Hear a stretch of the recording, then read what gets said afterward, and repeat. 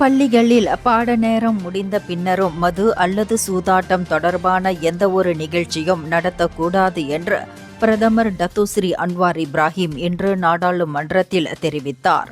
இப்படிப்பட்ட நிகழ்ச்சிகள் நாட்டின் கல்வி தத்துவத்திற்கும் ஒழுக்க கொள்கைக்கும் முரணானவை எனவும் பள்ளி மண்டபங்கள் பள்ளி விதிகளுக்கு முரணான நிகழ்வுகளுக்கு பயன்படுத்தக்கூடாது எனவும் அவர் தெரிவித்தார். தனிச்சையான அமைப்புகளுக்கு வாடகைக்கு விடப்பட்டாலும் அங்கே மது அல்லது சூதாட்டம் இடம்பெறுமானால் அது நமது குழந்தைகளுக்கு கல்வி அளிப்பது அல்ல என அவர் கூறினார்.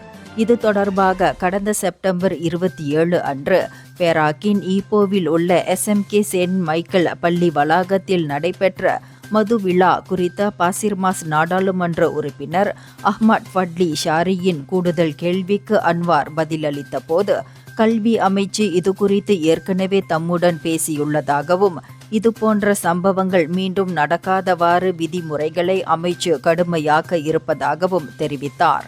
அதே நேரத்தில் தனியார் பள்ளிகள் அரசுக்கு சொந்தமானவை அல்ல, எனவே அவற்றில் நமது அதிகாரத்தின் வரம்பு எவ்வளவு என்பதை கவனிக்க வேண்டி இருக்கிறது எனவும் அன்வார் விளக்கினார். பள்ளிக்கு வெளியே அவ்வாறான நிகழ்வுகளை நடத்துவது அவர்களின் உரிமை என்றாலும் பள்ளி வளாகங்களில் அது ஏற்றுக்கொள்ளப்படாது எனவும் அன்வார் அறிவுறுத்தினார்.